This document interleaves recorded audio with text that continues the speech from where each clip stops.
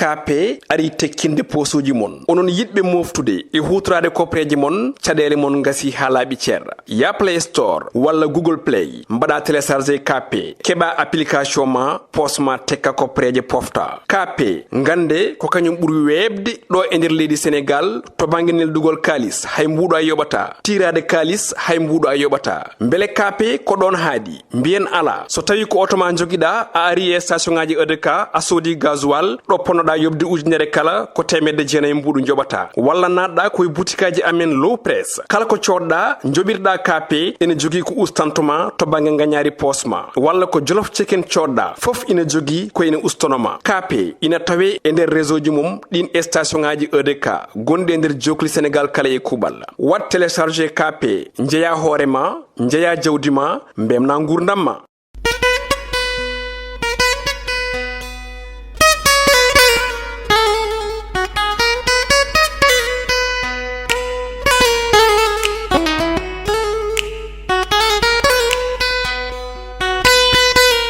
Assalamu alaikum bandiraɓe hettiyankoɓe yeɓiyankoɓe Ayaw Pindi TV bisimilla mon e roɓɓindu jayndeli moɗon weltare min dañte kala saaha huccidde mon noon kadi min dañiri weltare oɗo subaka talata hande ko yiɗon yo Allah waɗanen jaam goto fof salminama e inde ko noon manama e jettode serenɓe min jettaki e laal gotol calminama juura berta juuɗe ñaga duwaw yuppo e Sénégal aduna fof mboɗo so aw holluden caggal jaam duumo e nder leydi meɗen Sénégal hettiyankoɓe yeɓiyankoɓe ko ɓuri tengtude e jaydel ɗi ene jeeya hanki sorti mo Ousmane Sonko hanki o yalti wadde tan déclaration ma en gar hen joni nene jayndeli ɗi goɗɗum ko ganda nani hen woni troisiéme candidature walla troisiéme mandat mo gardiɗo leydi ndi nane nder jayndeli ɗi kañum ni ha tengti to banggal courant ko ganduɗa ete ko kañum tigui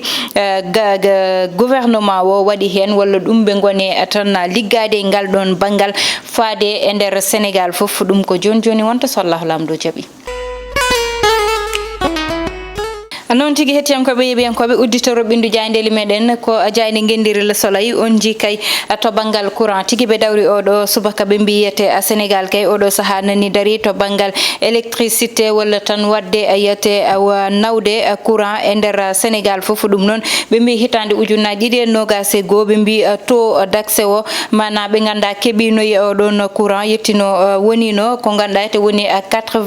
80,5% woni capanɗe jeetati temedere ƴettuɗa foof capanɗe jeetati piccal joyyi dañno hen ɓe mbi noon oɗo saaha ete ko tolne 96% woni capanɗe jeenayyi e jeegom ɗum woni tan ko ganduɗa ete woni temedere ƴettuɗa foof ko fotti noon waɗa électrifié ɗo e nder leydi meɗen Sénégal walla mbiyen dañi courant ɗum noon to monde rural to walla mbiyen dowri ndi ɗo joni courant o sarima toon no fewi ko ɗum tigui jayde gendiri Le Soleil ardi oɗo subaka gaɗane jayde L'Observateur on ji kay jonde gardiɗo leydi ndi ɓe mbi gardiɗo leydi ndi kay nani yiɗa tigui arde banggal candidature muɗum faade hitande 2024 ɗum ɗon noon ɓe dawri oɗo subaka saboyete ɓe mbi tan ko kanko gardiɗo leydi ndi o suuti konguɗi makko ɗiɗon konguɗi o suuti noon fanude ɗum e Ousmane Sonko kono kadi situation leydi ndi goɗɗo mo ganduɗa haale situation o woni tan Pierre Goudiaby Atepa goɗɗum ko haala e nder jayde nde woni oɗo ɓiɗɗo gorko toon to diwan mo Bignona basdo fittandu muɗum ina fiya kural wiyete tan ko Mamadou Korka Ba o dañi tan ko duuɓi nogas e tati koye manifestation ɗiɗon o wasi fittandu makko to diwan mo Bignona garene jayde Walfadjri noon e oɗo subaka wi tan ko kay haala ka ganduɗa nana yiɗa bonde walla bonnede kay nana surta mana ko wiyeteno wahwahet ɗum noon hen Walfadjri ari e oɗo subaka ɗum noon ko faade candidature mo gardiɗo leydi ndi saabu ɓe mbi ko kanko gardiɗo leydi ndi noon amona yiɗa tigui faade walla haalde e banggal candidature makko faade hitande 2024 ɗum noon oɗo subaka Walfadjri addi garene jayde quotidien Le Quotidien ɓe mbi kay décompte tigui fuɗɗima mana ete limgol ngol fuɗɗima oɗo saaha ɗeɗon ndimore noon ko faade tan e ɓeɗo sukaɓe ɓe ganduɗa hewɓe oɗo saaha nanggama kono hewɓe nana jiile woni waɗannoɓe manifestation ji ɗiɗon saabu ɓe mbi ko goto wasi fittanu fitandu mudum kadi to diwan mo Bignona ɓe mbi coordonnateur mo Pastef to Pikine Kédougou e Keur Massar ɓe ɗon noon ɓe mbaɗama interpellé mataw oɗo saaha aɓene juuɗe lawol ɓe mbi commerçant ji tokosi ɗi noon ɗo joni ɓe soɓe lelima ɓe ɗanota ko saabi ɗum ko manifestation ji leydi ndi gardiɗo leydi ndi noon kañum wi tan ko so tawi Sénégal alano démocratie tawanno ko Ousmane Sonko nane dumbirdu gila nden ha joni garene jayde las on jii ko natal gardiɗo leydi ndi ha joni kañum ɓe mbaɗi titode mabɓe gadane garen tan ha joni kanko gardiɗo leydi ndi o wi leader politique fatani tan darade kala ko kewi wiya yaltata ko ya bedda wo ɗum noon woni konngudi makko kanko gardiɗo leydi jayde las ha joni rutti ɓe dutti haalde to banggal basgol liɗɗi e nder leydi meɗen ɓe mbi noon ko faye maaro e liɗɗi nani waɗa menacé mataw tan ne wawi dañde caɗele ɗum noon ɓeɗa andi jobɓe sisiɓe noon oɗo saaha nattata ɗanade saabu maaro e liɗɗi haɗata ɓe ɗanade saaha foof garen jayde les échos e oɗo subaka on ji natal Ousmane Sonko kanko Ousmane Sonko noon ɓe mbi o suuti konngudi makko wiide tan yete oɗo saaha yete kamɓe société civile e worɓe ɓe ganduɗa nane banggal liggeyaji privé yoɓe mbatta grève saabu yete leydi ndi no yarate ni wona noon ɗum koye déclaration makko mo waɗi hanki de ko hen tigui o suuti ɗiɗo konngudi garen ha joni konngudi gardiɗo leydi ndi ɓe mbi gardiɗo leydi ndi kay oɗo saaha nani ɓuura ɓaɗade e 3e mandat walla 3e candidature saabu yete ena tan tekkere nana uura ke o yiɗi ko wadde déclaré 3e candidature makko hen tigui les échos arti e oɗo subaka garane jayde tribune oɗo subaka kamɓe noon kanko Bougane Gueye Dany o wi tan ko mawoya to cour des comptes wadde tan to cour des comptes e OFNAC ngam tan wadde yete plainte makko walla ƴewtade o ɗiɗo milliard uji ɗi ganda ko tolne 39 milliard ponnoɗo nannede e projet walla tigui ponnoɗo rewde to ganda ko kañum woni trésor public koɓe mbaɗi hen e kadi holi darde ɓe dañi hen ha joni jayde tribune ɓe mbi président Macron woni gardiɗo leydi mo France ɓe mbi tan wi ko kanko gardiɗo nani waɗa conseiller walla tan ne nanna e hoore gardiɗo leydi ne wawi wadde 3e mandat ɓe mbi yimɓe tato mbasi pittali mumen e ɗiɗo kay nangodire ganda dañi ɓe mbi Mamadou Korka Ba dañi ko duuɓi 27 o mo ganduɗa woni Sadio Dramé kanko ko gañiɗo gañande musde ɗum ko toon to diwan mo Bignona ɗum kewi hettiyankoɓe yeɓiyankoɓe ha joni garene grand panel noon wi tan ko Korka kañum woni baraɗo toon to diwan mo toon to ganduɗa kañum woni diwan mo Bignona ɗum noon kewi ko hanki walla mbiyen nde manifestation ji waɗanno toon guel ɗo cukalel keccel wasi firtandu muɗum konngudi Sitor Ndour nani nder jayde nde wiide tan oɗo saaha amona koyɗe wadde duuɓi 10 e kaso ɗum noon saabi ɗum ko viol mo ganduɗa waɗino ɗum e dow cukalel dewel bindandel liggontonoɗomo garen tan ha joni jayde l'info ɓe mbi chasse aux patriotes woni yete ɗo joni kay way kono kamɓe dadiɓe ɓe aɓene ndewe caggal ɓeɓe ganda kamɓe goni sukaɓe APR walla dilloɓe sukaɓe ɓeɓe ganda kamɓe goni Pastef ɗum noon saabi ɗum tan ko manifestation ji kewɗi dañnoɗi ɓe mbi hewɓe noon ɗo joni pawama juuɗe e nder jayde l'info ɗum noon woni konngudi ɗi ganda ha joni tan ɓe garte Sitor Ndour ɓe mbi yete Sitor Ndour noon oɗo saaha ne wawi sokkede ko tolni duuɓi 10 ɗi caggal nde ganduɗa yete ɗeɗo gueɗe waɗi garene jayde libération noon oɗo subaka wi tan ko oɗo DG kañum ko diwaɗo oɗon DG noon directeur général mo banque islamique mo Sénégal ɗum noon kanko Mamadou Madani Kane ɓe mbi tan ko mo ganduɗa woni conseiller administration o ɗum ɗon ɓe mbaɗi décidé gam tan wadde ɗeɗo gueɗe ɓe mbi Boubacar Korea kañum woni directeur général oɗo saaha ko kanko fawa ɗon gam tan wawde wadde yette remplacé diwaɗo o ɗum noon ko lebbi 6 wonata te one wawi so ɗiɗon lebbi 6 gasi o fawte ɗon kadi ɓe mbi Mamadou Korka Ba ko cukalel ganduɗa yette warama toon to diwan mo Bignona ɓe mbi kay e Birgisou Diallo konkone o fiya ko bal ɗo joni yete koye hoore o fiya ne wawi wiyede amone hakkude gurdam e mayde heddi tan ko noon ande holɗo gueɗe ɗe battinto kono oɗo saaha amone juuɗe safroɓe kanko cukalel ngel ɗon to diwan mo Bignona hettiyankoɓe yeeɓiyankoɓe garen e jayde stade coftal balli kañum uddata damal oɗo subaka garen e match paranteɗo ɓe mbiyete Sénégal kay ɓe ganda kamɓe goni mambasuji ɗi noon oɗo saaha kay koye ne wawi wiyede kamɓe ɓeɗon ɓe goni koye kulol saabu noon équipe o dani formé no hannirta ni ɓe mbi to banggal attaque ne wawi fadede Boulaye Dia Habib Elimane Ndiaye Krépin Diatta e Sadio Mané ɓeɗon kay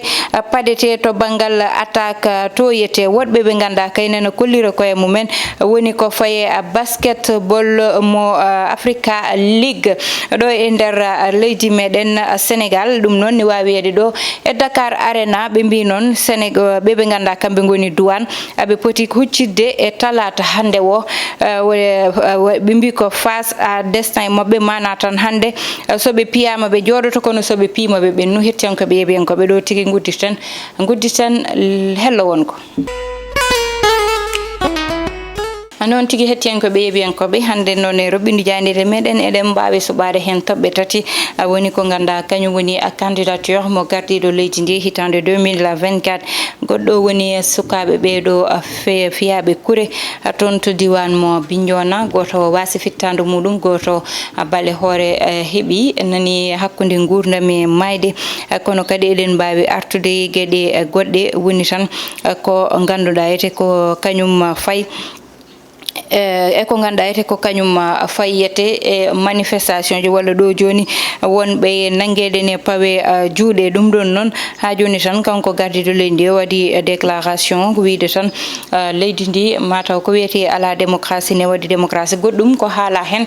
woni banggal candidature makko saabu ene ƴewtinda guila hanki journaux ji ɗi nani haale kanko Amadou Ba wiide ne waɗa convaincre gardiɗo leydi ndi gam yalta haala e candidature muɗum oɗon e jaydel ɗini won wiyoɓe so tawi won fadannoɓe gardiɗo leydi ndi huula walla rutto caggal to banggal candidature muɗum yoɓe soɓe lelimo yoɓe ɗano ɓe ganda ko way noon dañata goɗɗum ɗum woni ko Ousmane Sonko noddata wiide tan yo ɓe ganda kamɓe goni to banggal société civile walla mbiyen désobéissance woni wasde nande kamɓe civil aji ɗi yoɓe ndew koɓe ndewno ko kono kadi wiide yo grève général dañ to secteur uji ɗi foof woni liggorɗe ɗe foof ko banggue transport to banggue goɗɗum e goɗɗum ɓe mbaɗa grève gam tan haɓade ko ganduɗa ene daña e leydi ndi tawana lawol goɗɗum woni sukaɓe ɓe ganda toon to diwan mo Bignona noon ɓe piyama kuure saabi ɗum ko manifestation ji mbaɗannoɗi ƴewtidama e manifestation ji goto woɗo e parcelle auto feeri ɗum teri ɗum ha feeri ɗum wasi fittandu muɗum goɗɗo toon to diwan mo Médina toon fiya ha hawre sati goɗɗo wo ko ɗo ɗo diwan mo Bignona ɗo cukalel ganda fiyama kural wasi fittande muɗum ne dañi tan e duuɓi 23 ne anda on ko cukalel keccel woni koye damal aduna muɗum ɗum ɗon noon e goɗɗo mo ganda fiyama kural ɗum koye ko kural e hoore kono noon amoni wuura kono te ko ñagade Allah noon e ko ganduɗa yani dow makko yataw yo Allah waɗanmo cellal fiɗɗo hoore makko ittanamo muuse ko wondi ha tan o wawa ruttade jignaɓe makko saabu noon wargoli ɗi heewi oɗo saaha e manifestation ji ganda nani daña e nder leydi meɗen te ɗum ɗon noon wona ko ganduɗa ite ina moƴƴa e meɗen que ce soit to banggal démocratie meɗen que ce soit to banggal titre joguinoɗen saabu kala gandunoɗo Sénégal andirino ɗum ko leydi jaam leydi deƴere leydi sutura leydi yimɓe nangodirɓe saabu teranga Sénégal ɗum haalete ɗo woni foof kono ɗum ɗon noon koko wayno hande koko rutti caggal saabu jikkuji ɗi mbayli mono feewi sukaɓe wattindiɓe arde ɓe manan génération kese o ko génération mo ganduɗa ene ɗeesi wadde violence seeɗa no ɓe kollirta tikkere mabɓe ni eno yimɓeɓe kollitano tikke mumen gona gotum kono noon oɗon compréhension kadi ruttoto tan eɓe ɓe ganda kamɓe goni daɗiɓe ɓe ganda ko miñiraɓe mabɓe ɓe ganda ko ɓiɗɓe mabɓe ɓe ganda ko waɗiraɓe mabɓe kadi compréhension ɓura dañde hakkunde mabɓe saabu e manifestation ɗiɗo ɓennude sukaɓe wonno mbaɗiri attaqué auto gendarme autoji ɗiɗi mi anda autoji tati autoji gendarme ɗiɗon hande eɓe mbawno darade ɓe mbaɗa riposte soɓe mbaɗno riposte tan ñane hen bone mbaɗat satta noon eɓe jogui droit wadde riposte saabu ɓe goni koye yande e dow mabɓe kono ɓe mbaɗi ko contraire o ɓe tourni ko autoji mabɓe ɓe jeehi saabu eɓe gandi ɗon soɓe darima ɗon bone mbaɗat te oɗon bone wadde ɗum évité à chaque fois ɓuuri fellude e dow miñiraɓe ma dow wadere saabu aɗa wawi fellude mo pelloɗa o tawa komo ganduɗa ko yummiraɓe mum jiiɗi walla taniraɓe mum jiiɗi wona ko ganda hayso tawi heddiɓe ganda ko an felli an e hoorema aɗa andi an felli te ɗum ɗon wonata ko ganda ma heddoy conscience ma saabu kala ɗo inde cukalel ngel ɗon inna ma ɓerde ma ya haysa haalani ma ɓerde ma ya ngel ɗon kay ko min warno ngel ɗon cukalel te ɗum noon ne wawi wasde yo Allah waɗanen jaam yo Allah waɗanen jaam yo Allah waɗanen jaam wiide tan seren ɓe ganda kamɓe jogui daade e nder leydi meɗen yoɓe jaltuɓe kala kadi ɓe mbaɗa ko ganduɗa kañum woni déclaration ji ɓe kalday sukaɓe ɓe kalday ardiɓe leydi ɓe kalday loldiɓe ɓe beeleyete ma jaam e deejere wawa kadi artude e Sénégal saabu ko ɗum ɗon sohla hande hayso tawi won jottoɓe mbiya ala haydara kewani walla goɗɗum kono goto fo a naame conscience ine andi leydi ndi ɗo joni deejere muɗum ine heddi te ɗum ɗon il faut yimɓe kala jewtide koye mumen nde puɗɗo yitodirde hakkude julɓe e julɓe hettiyankoɓe yeeɓiyankoɓe ɗum wonno komin gaddano ne ɗo subaka tuttude wonade gongol so Allah lamdo jaaɓi e fadde commentaire uji moɗon e ɗum ko ganduɗa kañum woni roɓindu jaydel onon oɗon jogui miijo moon e situation mo leydi ndi yarata o jaame kisal wone moon yo jaame kisal saro bani moon debbo Aissata Ndiaye wonno heedano en to banggal caméra to ko Mansour Sow Elias Thiat to banggal montage ko Ali Fall.